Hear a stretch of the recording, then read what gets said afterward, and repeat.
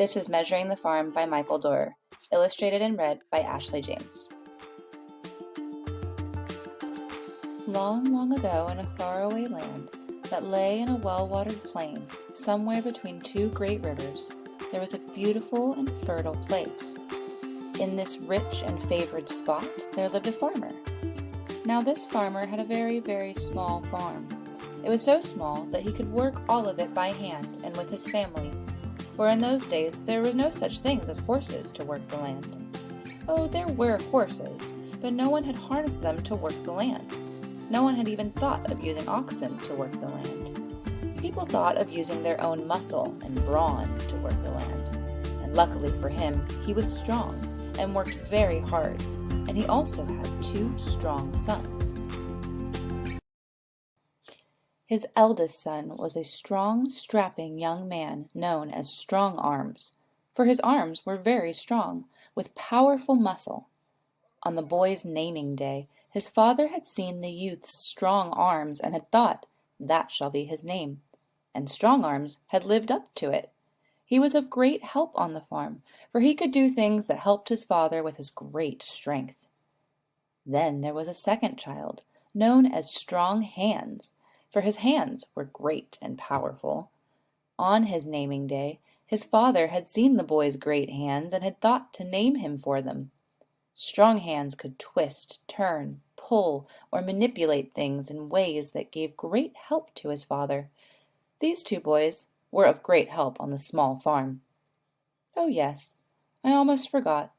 There was also another child, hardly worthy of mention, a small blonde daughter named Marigold. Now, this small family lived and worked on their little farm. Here is a rough map of the farm. But this map is blank. It just shows what the farm was shaped like a rectangle, and it lay somewhere in the rich land watered by the 2 rivers. The farm was so small that every year the farmer himself had to go out and plant row after row of vegetables, fruits, or grains, patch after patch of other things. Well, he was getting quite old, and he thought that the time had come for him to think of who would receive the farm when he could no longer farm it himself. So he called his 2 sons to him, and Marigold came along as well, as she tended to do.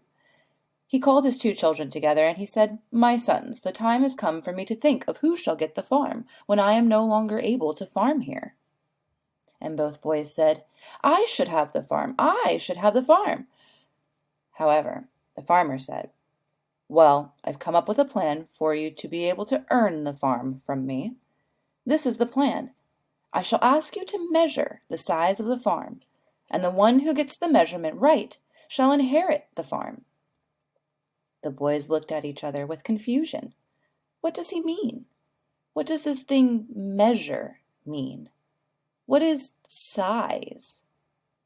But the farmer wouldn't say. As it turns out, it was soon time to till the soil and to plant, and they planted their farm in 5 great long beds. Great beds of vegetables, great plots of fruit, great patches of grain and root crops. And the farmer said to his eldest son, "This year you, Strong Arms, shall have the chance to win. You will have the first chance because you are older. You will go first."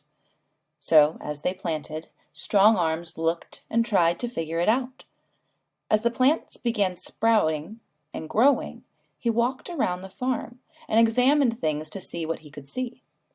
As the plants grew and matured, Strong Arms looked at the farm, and he looked at the 5 great rectangular plots or beds of plants.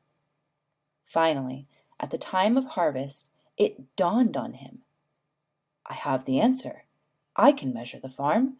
I know what he wants to know. Why didn't I see this before?" Well, his strength was mostly in his arms and not in his head. Strong Arms came back to his father, and in great joy he said, "Father, I have solved the problem, and I shall inherit the farm." His father was overjoyed, saying, Strong Arms has inherited the farm! Strong Arms has inherited the farm! He invited friends, and he invited neighbors, and they had a great dinner. Finally, his father said, "And now, Strong Arms, you shall tell us all. What is the measurement of the farm?" So Strong Arms said, "Why, father, it's 5. 1, 2, 3, 4, 5. He got down in the dust on his knees, and he drew this very picture in the dust at their feet, and he showed the 5 long strips representing the beds of the plants. When then they heard a small voice, a small piping voice. It was Marigold, and she said, "That's not quite right," in her high and piping voice. How dare she speak at a time like this? They looked at her, and she was shaking her small blonde head in disappointment. Now her father had learned sometimes Marigold spoke in wisdom beyond her years, and so he said, "Marigold, what can it be?" Marigold got down on her knees, and she drew the same picture in the dust.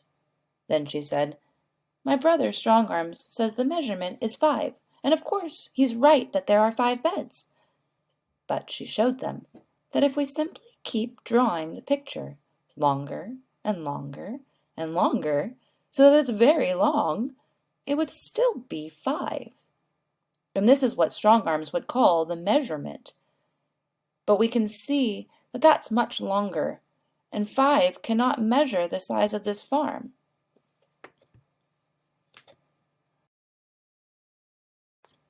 When they had looked up from the drawing, all the guests had left. They all had heard the wisdom in her young voice and knew that she was right. Well, the next year, the next summer, they were to plant again, and once again the farmer brought all his children to him, and Marigold joined them, as usual. And he said, "Once again, I am going to try and give my farm to one of you, and this time it is your turn, Strong Hands." Strong Hands smiled, because he knew he would probably be able to do this better than his brother would. He knew that he must measure the size of the farm. First, he had to figure out how to do it. Now, every year they changed the direction of the planting of the beds. So this year, they planted their beds in another direction. They did that every year. As they planted, Strong Hands, like his brother, looked around and tried to figure it out. As the plants began to sprout and grow, he walked around the farm and examined things to see what he could see. As the plants grew and matured, Strong Hands looked at the farm, and he looked at the 10 great plots. Finally, at the time of harvest, it dawned on him, and suddenly he said, "I've got it, I see. My silly brother can't count. 1, 2, 3, 4, 5, 6, 7, 8, 9, 10. The measurement of the farm is 10. It's 10. Then they all looked at Marigold to see if she would do something. And as you have probably guessed, she did. She shook her head in disappointment, and in her high and piping voice she said, "Oh, my brother is wrong again." "How, Marigold," her father asked, "is this wrong? If 5 was wrong, why is this also wrong?" Marigold got down on her knees in the dust, and she drew this very picture with the 10 beds of vegetables and fruits and grains. And Marigold showed how, if you just kept drawing the lines longer and longer, or shorter and shorter, you would still count 10, even though the size would change. Both boys hung their heads, and their father said, "Marigold, you have spoken with great wisdom. Next year you shall have a chance, and you shall be able to measure the farm." But Marigold said, "No, father, I can tell you the measurement of the farm right now. I already know the measurement of the farm from the work that my 2 brothers did." And they looked at her in wonder. She said, "You see, both of the boys were correct." Then once again she drew a picture. This very picture. When Strong Arm said the measurement was 5, that was part of the answer. And when Strong Hands said the measurement was 10, that too was part of the answer. But what we have to do, she said, is that we must put both pictures together, like this. And she crossed them all. Marigold said, "You must make squares, Father, for each square is the same, and the measurement of this farm is 50 squares, each with the exact same number of paces on the side. Those 50 squares would be exactly the size of the farm. It cannot be lengthened, it cannot be widened, it cannot be changed in any way, or the number of squares will change." They all knew she was right. They could hear the wisdom in her young voice. In amazement, her father said, "Marigold, you have solved the problem. You, Marigold, shall inherit the farm." But one more time she shook her small head back and forth and said, "No, Father, no. Let the boys have the farm, and they may share it. For I shall go to the great city to seek my fortune, and there I shall found a new science. I shall call it area. Area shall be the name of the science that measures the surface of all things. And when I do that, I shall measure everything." And indeed she did. And that is the story of Marigold. She and her brothers grew to be very old and lived happily all the days of their life.